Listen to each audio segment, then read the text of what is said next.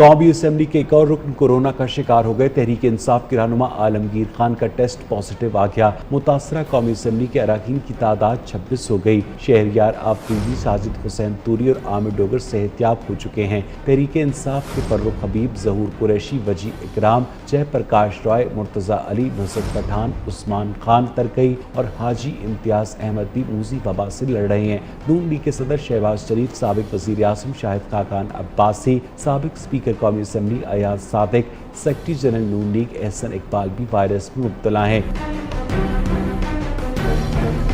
इसके अलावा ताहिरा औरंगजेब, मरियम औरंगजेब, जावेद हसनैन और राहत अमानुल्लाह भी टेस्ट पॉजिटिव आने के बाद करंटीना में हैं। MQM के उसामा कादिर, अमीनुल हक, जबकि JUI के मौलाना मोहम्मद अनवर और शाहिदा अख्तर अली भी वायरस से मुतासर हुए। आज कौमी असम्बली के इजलास में SOPs के तहत सिर्फ वही अरकान ऐवान में दाखिल होंगे जिनके नाम दिए जा चुके हैं।